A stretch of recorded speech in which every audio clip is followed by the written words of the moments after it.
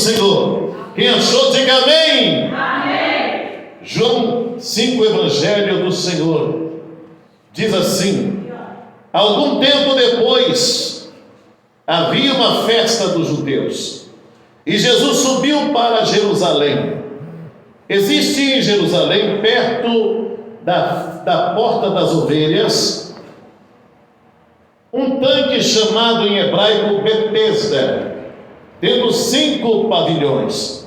Nestes ficava grande multidão de enfermos, cegos, mancos, paralíticos, esperando pelo movimento das águas, ou nas águas. Em certo tempo, descia um anjo do Senhor e agitava as águas. O primeiro que entrasse no tanque, depois de agitadas as águas, era curado de qualquer doença que tivesse. Estava ali um certo homem, enfermo, havia 38 anos. Quando Jesus o viu deitado, e sabendo que estava assim, havia muito tempo, perguntou-lhe: queres ser curado? O homem enfermo queixou-se: Senhor, não tenho ninguém que me ponha no tanque quando a água é agitada, pois enquanto estou ainda indo, desce outro antes de mim. Ordenou-lhe Jesus: levanta-te, apanha o teu leito e anda. Imediatamente o homem ficou curado, pegou o seu leito e andou, e aquele dia era sábado. Somente até aqui, pode se assentar.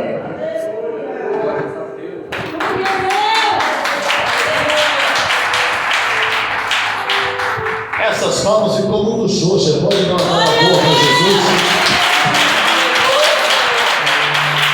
Glória a Jesus. Glória a Jesus. O tanque de Betesda, Evangelho de João, capítulo 5, fala sobre esse homem paralítico há 38 anos. Um homem que era trazido e colocado ali, à beira do tanque, para receber talvez um milagre extraordinário, que era a cura daquela doença impossível para o homem.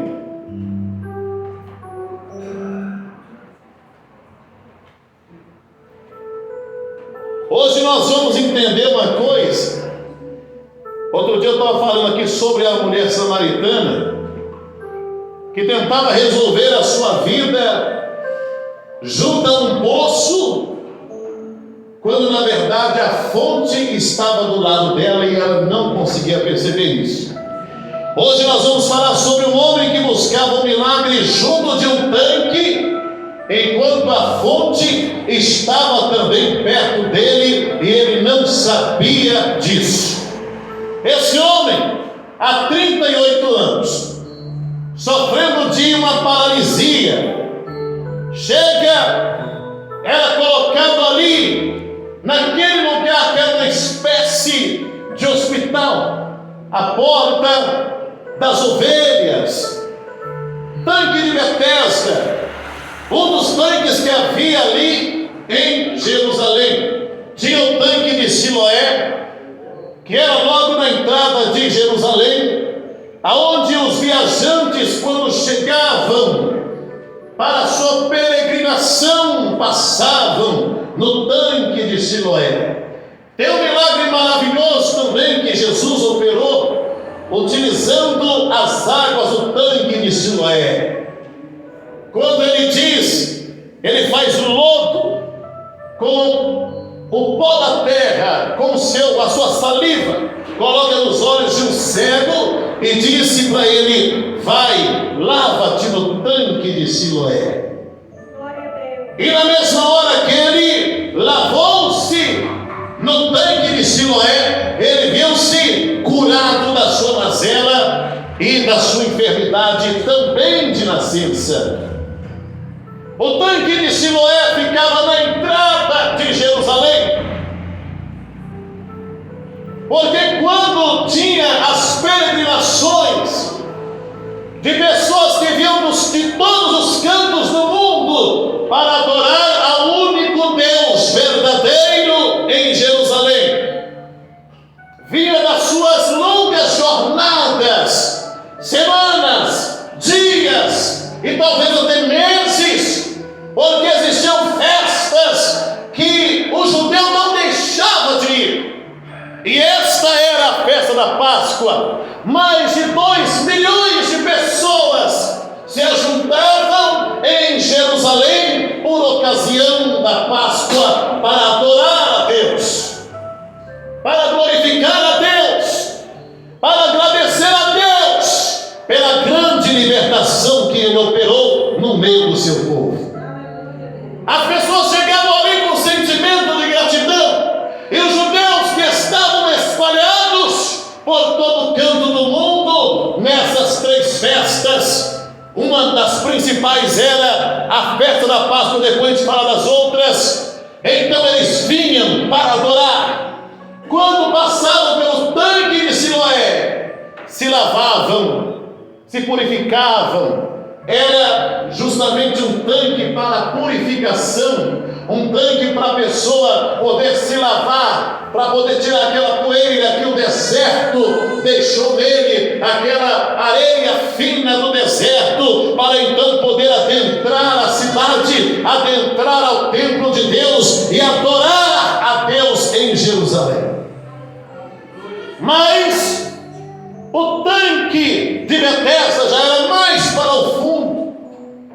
Era uma espécie de hospital, onde os enfermos eram colocados, onde aqueles que tinham a esperança de uma cura, que estavam buscando uma cura, talvez visando os recursos humanos, talvez os médicos ficassem ali para poder avaliar, para poder olhar, para poder cuidar de tantos doentes que estavam ali. Havia uma crença de que o anjo era uma crença, um ditado popular. Isso não se pode comprovar.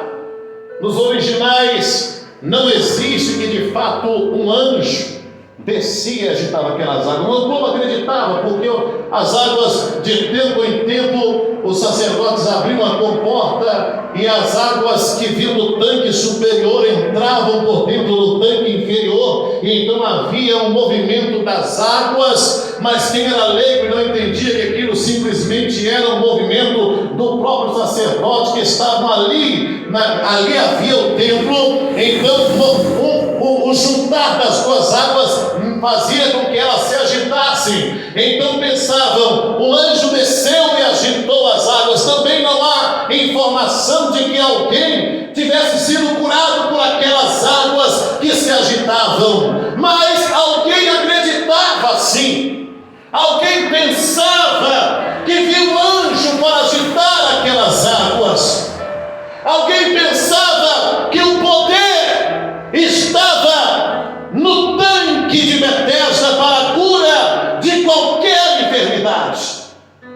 Pessoas que estão depositando a sua fé, canalizando a sua fé, direcionando a sua fé para o lugar errado, para a direção errada.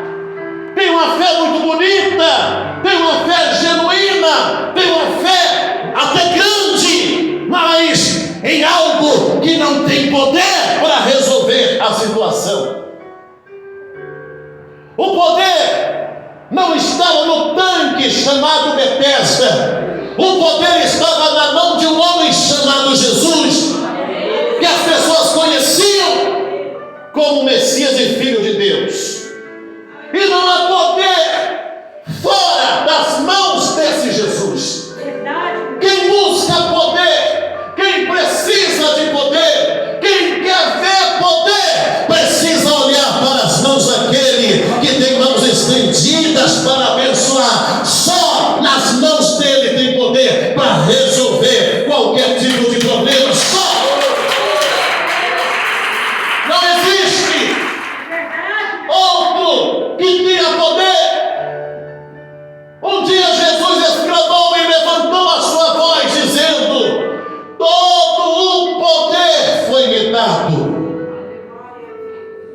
céu, na terra e debaixo da terra. Toda a fonte de poder foi entregue nas mãos dele. Não há ninguém no céu, nem na terra e nem debaixo da terra que tenha poder como ele tem. Então, quando você entra debaixo dessa mão poderosa, a sua vida é protegida, a sua vida é segura, a sua vida está circuncidada, amparada. Eu quero ver quem está arrebata da poderosa mão de Deus. Jesus um dia disse: eu sou o bom pastor. Eu conheço as minhas ovelhas, e delas sou conhecido. Eu as chamo pelo nome, e elas ouvem a minha voz e me seguem. E eu quero ver quem é que pode arrebatá-las das minhas mãos. Tem gente aqui nessa noite que talvez se sinta inseguro. Talvez tem gente aqui nessa noite que está precisando de proteção. Talvez tem gente que aqui nessa noite que está se sentindo desamparado. Talvez a força, o poder, a proteção que você precisa, você já procurou em algum lugar, mas ainda não achou. Eu quero te chamar e te convidar nessa noite a dobrar os seus joelhos e se humilhar debaixo da poderosa mão de Deus. Lá tem proteção para a sua alma. Glória a Deus. Ele é colocado ali. Estava buscando milagre, estava buscando cura, coisa que ele precisava. Era importante, era vital. Há coisas que são necessárias na vida da gente. Saúde é a principal delas. A gente fala, o resto a gente corre atrás. Temos saúde, o resto a gente corre atrás. Porque não há nada pior do que perder a saúde. Porque você querer conquistar e não poder, porque a sua saúde não deixa. Dinheiro não compra saúde. Fama não compra saúde. Status não compra saúde. Saúde é algo que, se Deus te dá, você tem. Se você cuida, você pode expandi-la cada vez mais. Mas depois que perde, não tem dinheiro no mundo que possa comprá-la. Se fosse assim rico, não morria. O rapaz estava, eu contei esse testemunho lá na outra igreja. O rapaz estava trabalhando, ele trabalhava na obra, na construção civil. E quando chegou a hora do almoço, ele pegou a sua marmita para ir almoçar. E enquanto ele estava almoçando, de repente, um engenheiro chega e vai entrando dentro da obra para fazer uma vistoria ou para fazer alguma coisa que precisava fazer lá. E quando o peão de obra vê que o engenheiro está chegando, ele tem vergonha da sua marmita, porque só tinha arroz, feijão e um ovo. E na hora que ele vê que o engenheiro está chegando, ele rápido pega a tampa da marmita e vai tentar fechar a sua marmita para o engenheiro não ver que ele só tinha arroz, feijão e ovo na sua marmita. Mas aí já era tarde, o engenheiro já tinha visto. E na hora que o rapaz veio sem graça assim, o engenheiro falou com ele: ô meu rapaz, não faça isso. Não precisa ter vergonha por causa da comida que você tem dentro do seu prato ou na sua marmita. Porque eu sou um homem muito rico, sou um engenheiro, já nasci em família rica, tenho dinheiro para comprar tudo que eu quiser agora, mas eu daria todo o dinheiro que eu tenho para sentir o gosto do ovo que está dentro da sua marmita. Ele abriu o seu colarinho e mostrou assim: olha aqui por onde que eu como, um buraco aqui. Falou assim: ó, tive câncer no meu pescoço, não morri, mas por causa da enfermidade que eu tive, eu não consigo mais sentir. Tem anos e anos que eu não sei o que é o gosto de um ovo, anos e anos que eu não sei o que é o gosto de um café, da Coca-Cola que você bebe aqui depois do culto, de um salgadinho, de um bolo de aniversário que alguém faz na minha família. A minha esposa vai fazer um banquete para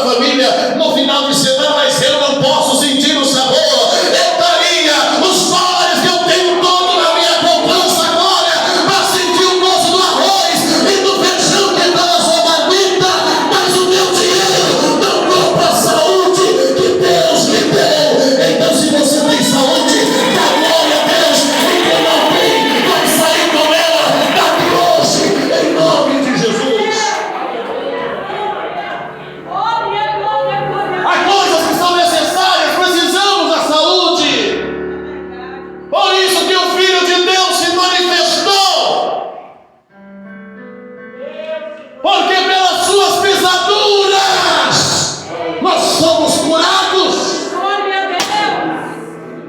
Pela sua obra vicária na cruz, a saúde pode ser de novo colocada em nós. Talvez alguém disse que não tem solução. Xarabanaia de Cantarabasúbia. Mas eu já disse aqui uma vez e volto a repetir: no mundo há muitas vozes que bradam por aí, mas são vozes terrenas, mas a voz de trovão, a poderosa voz, a voz que realmente tem um santo poder que entra e que vai na divisão de corpo, de alma e de espírito, e que tem solução para a alma, para o teu espírito e também para o teu corpo. Sai da boca de Deus! A última palavra não vem do homem. Verdade, meu Pai. Glória a Deus. Oh glória! Deus quer restaurar a saúde de pessoas aqui nessa noite. Glória, glória a Deus. Há pessoas que têm muitas necessidades. Há pessoas que têm muitas fraquezas e precisam de resolver situações na sua vida. Há pessoas que precisam de um milagre urgente, porque amanhã já pode ser tarde demais. Mas há pessoas que só precisam e não têm despertamento para receber milagres. Aleluia, Deus. Porque milagres, eles acontecem, eles ainda acontecem, mas eles não acontecem ao acaso. Milagre é precioso, milagre é algo que ninguém explica, milagre é algo transcendental, milagre vem do céu, milagre vem de Deus, milagre é espiritual. É preciso entender a natureza do milagre, não se pode explicar pela ciência humana. Eles vão estudar, eles vão fuçar, eles vão fazer testes, mas não vão explicar aquilo que só Deus pode fazer. Milagres são provocados Deus por maravilhoso. um coração que acredita, por um coração que sabe o que quer, por um coração que sabe para onde olhar. Deus falou: olhai para mim e sereis salvos, vós, todos os tempos da terra. Há milagre esperando alguém que sabe para onde olhar. Jesus falou, como Moisés levantou a serpente no deserto: importa que o Filho do Homem seja levantado no madeiro, para que todo aquele que para ele olhar seja salvo. Há poder nessa igreja, há unção nessa igreja, há virtude nessa palavra, há graça, força, autoridade no nome de Jesus. Mas tem pessoas que estão no lugar do milagre, mas não recebem o milagre. Há pessoas que estão no lugar do milagre, mas vão para sua casa todos os dias sem receber milagre. Será que o poder de Deus ao longo dos séculos foi diminuindo, foi se esgotando, como às vezes a sua paciência, a sua perseverança, como às vezes a sua fé vai se esgotando? Não, porque ele disse: eu, Senhor, não mudo. Sou mesmo ontem, hoje e serei para todo sempre. Então não adianta uma igreja pregar uma palavra genuína como é pregado aqui nesse altar. Não adianta uma igreja ser cristocêntrica, que leva o verdadeiro Cristo ao coração das pessoas. Não adianta uma igreja ser bibliocêntrica, que não se desvia dessa palavra nem para a direita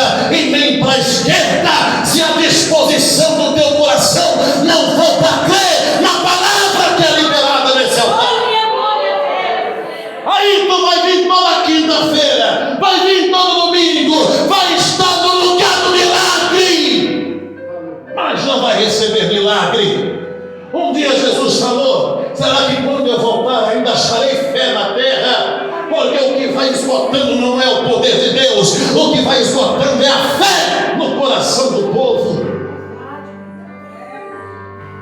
Tem pessoas que são sensacionalistas, que dizem que os dons cessaram, que no final do ministério apostólico cessou os dons carismáticos e também a profecia.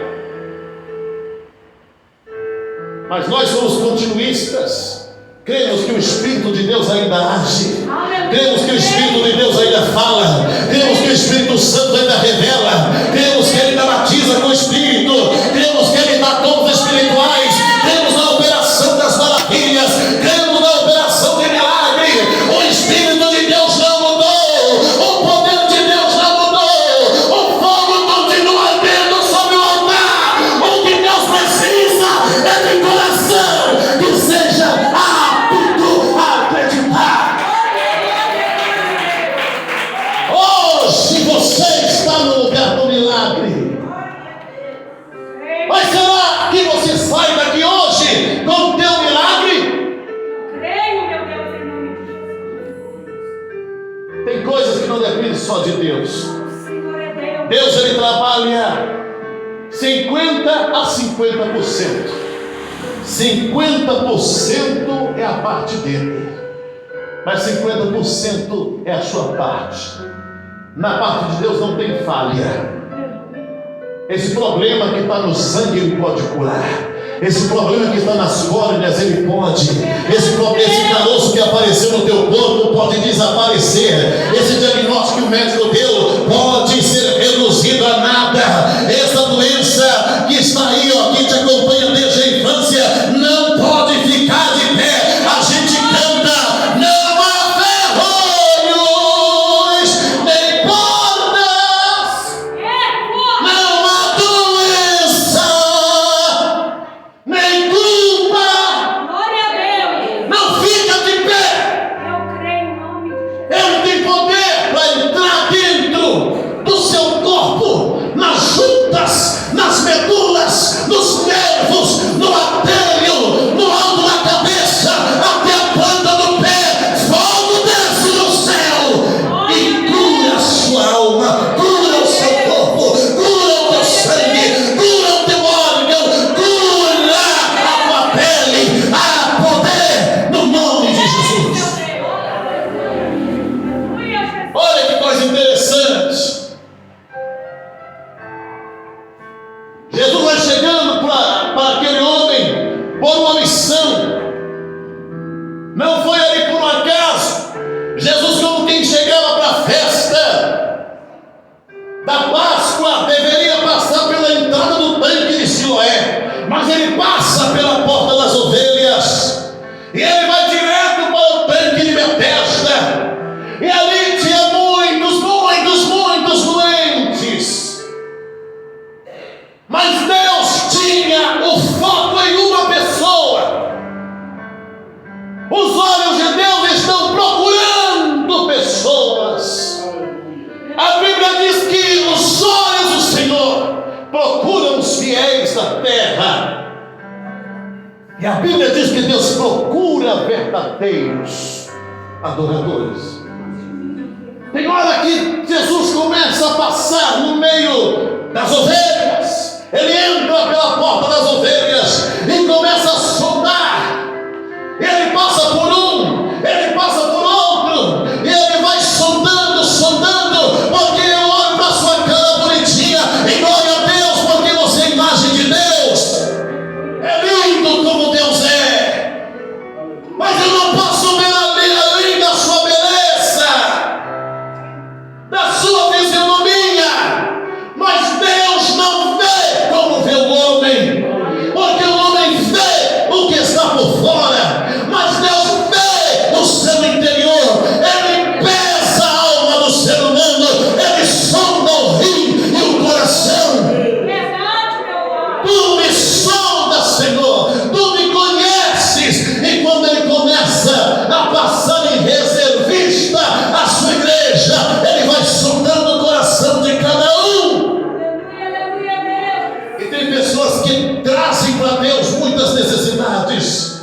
mas não trazem um coração quebrado. Tem muitas pessoas que trazem para Deus muita dor e sofrimento, mas não trazem um coração sincero. Trazem um coração cheio de amargura, cheio de inveja, cheio de rancor, cheio de mágoa, e quer sair da casa com milagre. Não sai não, meu irmão, porque ele olha para dentro do coração. É lá que ele procura o que ele precisa para fazer milagre. Só um homem recebeu o milagre que Jesus tinha para dar, porque ele procurou. Tinha muitos com muitas necessidades, mas só um já havia se arrependido. Você vai ver que depois o problema que o jogou naquela situação foi o seu pecado. Jesus perguntou, quando encontrou com ele no templo: vejo que você já está curado. E ele glorificou a Deus, e Jesus falou assim: olha, não voltes a errar, para não acontecer com você coisa pior do que essa paralisia de 38 anos. 38 anos que o pecado escravizou aquele homem. 38 anos que minou a sua alegria, a sua felicidade e as suas possibilidades. Coisa que não volta, é o tempo que passou. Cada minuto é precioso. 38 anos perdido por causa de pecado. O pecado cobrará cada centavo do que você deve, porque o salário do pecado é a morte. E aquele homem já estava caminhando para a morte, mas houve um arrependimento no coração dele, e aonde há arrependimento, há redenção. Aonde há arrependimento, Deus desce para a salvação. Onde há arrependimento, há restauração. Onde há arrependimento, Jesus faz milagre. Jesus levanta esta pessoa. Jesus cessa sofrimentos. Anaclamachoria de cantarábia. E ele achou aquele homem ali.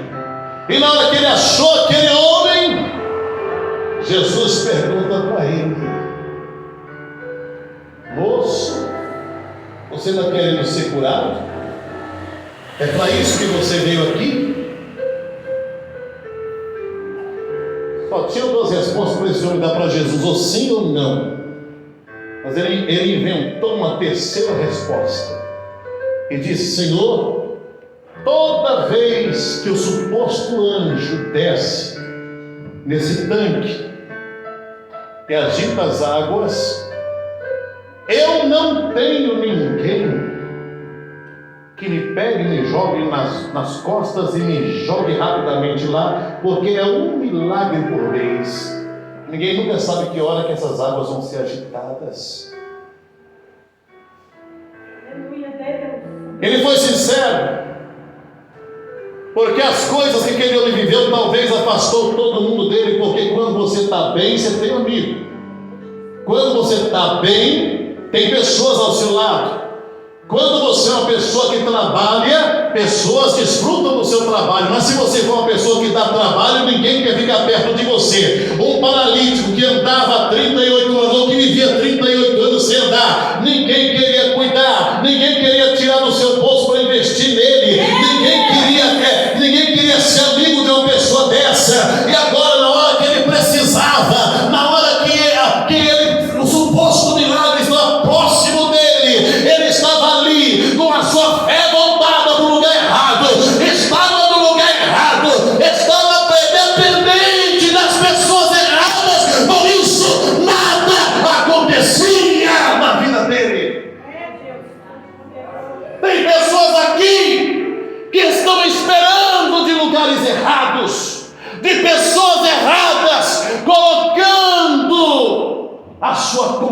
confiança em pessoas que não podem me ajudar. Homens que confiam em mulheres, mulheres que confiam em homens. Maldito é o homem que confia no homem e faz do braço de carne a sua força. Mas Jesus olhou para aquele homem com compaixão, irmãos, porque talvez o sofrimento, a provação, é como fogo que vai purificando a pessoa. Davi falou: foi-me bom ter sido provado, porque gerou no coração dele um arrependimento. Por isso que Jesus veio ao encontro dele. E na hora que Jesus olhou para o coração daquele homem, que aquela situação toda, porque tem pessoa que é assim, tem pessoa que ela está distante de Deus, ela está longe da graça de Deus, e Deus permite, porque o Pai vai açoitando aquele ama para trazer para ele, para trazer de volta. Deus falou: eu lhe atrairei ao deserto e lhe falarei ao coração. Tem hora que o deserto não é para te destruir, o deserto não é para te matar, o deserto é para você viver experiências transcendentais, miraculosas, maravilhosas, que você jamais viveria em outro lugar. Quer ver coluna de fogo de noite no deserto? Quer ver nuvem de dia no deserto? Quer ver saiava de rocha no deserto? Quer ver cair carne no céu? É no deserto. É no deserto que Deus fala, no Monte Sinai, em labareda de fogo. É no deserto que Ele dispensa a sua lei, a sua voz, a sua palavra. É no deserto que Ele manda adorar. É no deserto que Ele manda levantar um tabernáculo ao nome dEle. É no deserto que você vai ver as maiores obras de Deus. Não é para você sofrer, é para você crescer. E no coração desse homem gerou arrependimento. E agora ele, diante de Jesus, que viu o coração dele, perguntou para ele: você quer ser curado? Ele disse: eu não tenho ninguém que possa me ajudar. Talvez esperando que Jesus falasse: vai Pedro, mas João, pega esse homem, joga nas costas, fica agora mais perto, uma hora que vier, joga ele lá dentro. Não, estava ali quem é maior do que o anjo, talvez estivesse lá. Está ali quem era maior do que o tanque. Estava ali quem era maior do que os discípulos que podiam ajudá-lo. Estava ali o poder de Deus encarnado na forma de um homem chamado Jesus Cristo.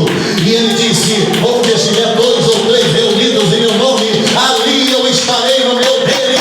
Este mesmo Jesus está aqui.